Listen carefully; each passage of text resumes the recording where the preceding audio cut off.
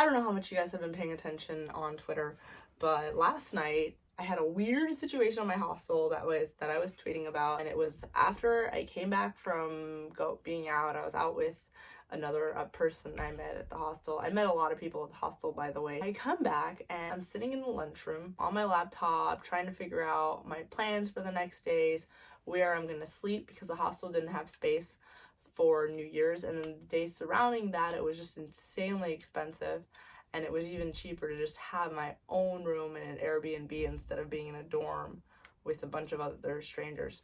So I was trying to figure out what to do. My friend, and I'm going to call her Chanel, my friend Chanel comes in and she sits down next to me and she's like telling me about these guys that she's dating.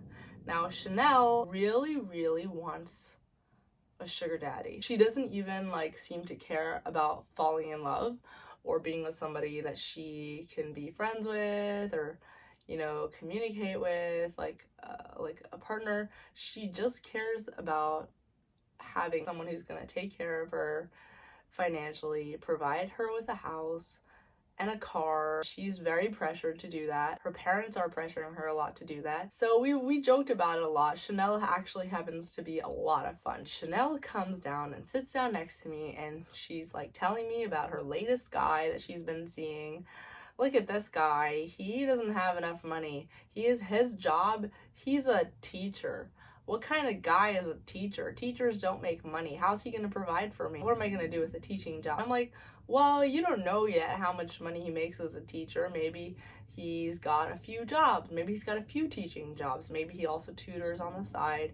Maybe, you never know. What if you figure those things out with him? He doesn't have to be a teacher forever. By the way, she's also a teacher. I'm just going to point that out. She's also a teacher.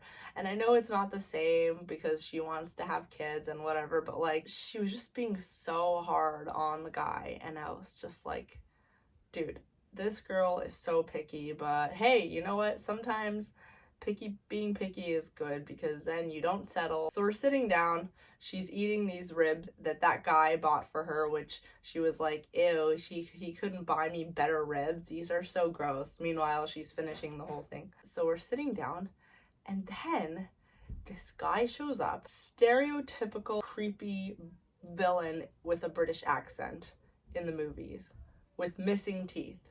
That's what this guy was. He walks straight over to my friend and she goes, those ribs look quite nice. Can I have some?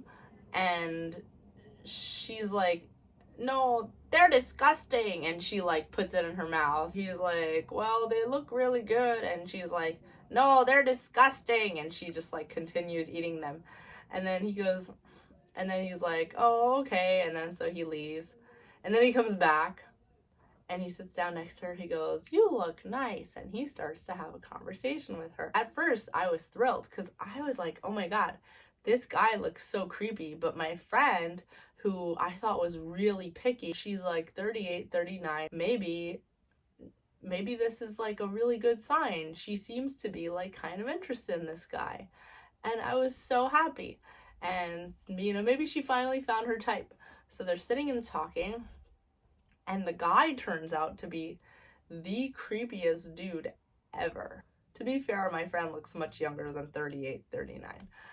But anyway, they're sitting and talking, and the guy is just so creepy. And he's talking about this. He's a world traveler, and he invents things. He invents water systems, and, he's got so much money, and he's got all these boats. Really, really well-to-do, classy guy sitting there in a youth hostel trying to pick up some random chicks in the cafeteria. My friend is asking him details. How much money do you have in the bank? How many boats do you have? What kind of boats are there? Where do you live? Where are you from? What kind of business do you run? What kind of income do you make? Do you have a car? All these things. And he's like, you come and live here in the UK. You come and live here and I'll provide a roof over your head and a job. She was like, oh my gosh, this is great. And I was like, excuse me, sir, what's the catch? And he goes, well, I just have to see what her potential is. He goes, I'll tell you what, you come tomorrow with me and I'll take you and show you my boats and you can pick out which boat you like. Which kind of boat do you like? And my friend goes, the kind that has a life jacket in case I have to jump out. I don't even know if she was saying that as a joke. That's the funny part. I think she was being serious. Growing up, she didn't have any of this stuff. So like she actually has thought through exactly what she wants in the boat. So she's like, I want it to have windows, I want it to have I want it to have life jackets so that I'll be safe. He was like, okay, well, come tomorrow and bring your friend. And he goes pointing to me and I was like, oh my God. And I start coughing. And then he goes, you're really pretty. And he starts looking at me and he goes, you've got really nice eyes. And I was like, oh no. And I just cough really loudly and pretend not to notice. Speaking of coughing, you girls shouldn't be here in this hostel. You should come with me. I've got a better place. I kind of zone out. I'm like doing my thing on my laptop, kind of spaced out, whatever. And then he starts doing something really weird. In order to size up her potential, he like leans over and starts smelling her. Like smelling her body. And he's like sniffing her hair, like literally Joe Biden style.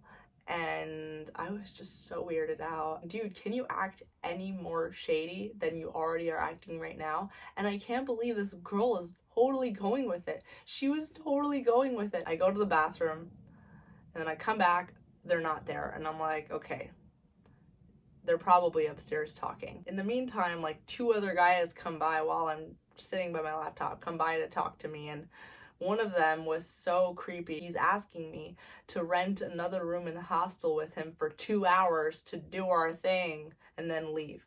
And it's like, who are you people? Who are you people? This is not a brothel, it's a hostel. This place is just so shady. Everything is so shady. Anyway, I finally go back upstairs to my room and I look in my friend's bed. Of course, my friend isn't there. And I start freaking out. Of course, I come on Twitter and I'm like, oh no, where's my friend? I don't see her. I text her, where are you? Are you okay? Whatever. Later, she texts me back. It turns out she was fine. She was just talking to him until like 4 or 5 in the morning. She's like, I'm gonna see him again, like later today. And I'm just like, oh my God.